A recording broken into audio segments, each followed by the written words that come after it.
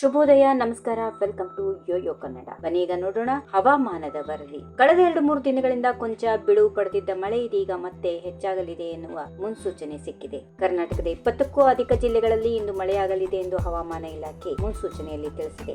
ದಕ್ಷಿಣ ಕನ್ನಡ ಜಿಲ್ಲೆಯಲ್ಲಿ ಕಳೆದ ವಾರ ಪ್ರವಾಹ ಸ್ಥಿತಿ ಇತ್ತು. ಈ ವಾರ ಮಳೆಯ ಬರ ಕೊಂಚ ಕಡಿಮೆಯಾಗಿದೆ. ಹಾಗಂತ ಮಳೆ ಮುಂದುವರೆದೇ ಇದೆ. ನಿನ್ನೆಯೂ ಹಲವು ಕಡೆ ಮಳೆಯಾಗಿತ್ತು. ಇಂದು ಮಳೆ ಮುಂದುವರಿಯಲಿದೆ. ಇಂದು ಈ ಜಿಲ್ಲೆಗೆ ಮಾತ್ರ ಭಾರಿ ಮಳೆಯಾಗುವ ಸೂಚನೆ ಇದೆ. ಮುಂಗಾರು ಮಳೆ ಈ ಬಾರಿ ಬೇಗನೆ ಆರಂಭವಾಗಿತ್ತು. ಜೊತೆಗೆ ವಾಯುಭಾರ ಕುಸಿತವೂ ಇದ್ದುದರಿಂದ ಭಾರಿ ಮಳೆ ಆಗುತ್ತಿತ್ತು. ಆದ್ರೆ ಇದೀಗ 4-5 ದಿನಗಳಿಂದ ವರುಣ ಕೊಂಚ ಬ್ರೇಕ್ ಕೊಟ್ಟಿದ್ದಾನೆ. ಹೀಗಾಗಿ ಈ ವಾರ ಬೇರೆ ಜಿಲ್ಲೆಗಳಲ್ಲಿ ಭಾರಿ ಮಳೆಯ ಸೂಚನೆಗಳು ಇಲ್ಲ. ಉಡುಪಿ, ಉತ್ತರ ಕನ್ನಡ, ಚಿಕ್ಕಮಗಳೂರು, ಮಂಡ್ಯ, ಮೈಸೂರು, ಕೊಡಗು, ಹಾವೇರಿ, ರಾಯಚೂರು, ಶಿವಮೊಗ್ಗ, ಹುಬ್ಬಳ್ಳಿ, ಧಾರವಾಡ ಜಿಲ್ಲೆಗಳಲ್ಲಿ ಸಾಧಾರಣ ಮಳೆಯಾಗಲಿದೆ. ಇನ್ನು ಹಾಸನ, ತುಮಕೂರು, ಚಿತ್ರದುರ್ಗ, ಗದಗ, ಕೊಪ್ಪಳ, ಬಳ್ಳಾರಿ, ಚಾಮರಾಜನಗರ, ಬೆಂಗಳೂರಿನಲ್ಲಿ ಮೋಡ ಕವಿದ ವಾತಾವರಣ ಇರಲಿದೆ. ಉಳಿದ ಜಿಲ್ಲೆಗಳಲ್ಲಿ ಬಿಸಿಲು ಮತ್ತು ಭಾಗಶಃ ಮೋಡ ಕವಿದ ವಾತಾವರಣ ಇರಲಿದೆ.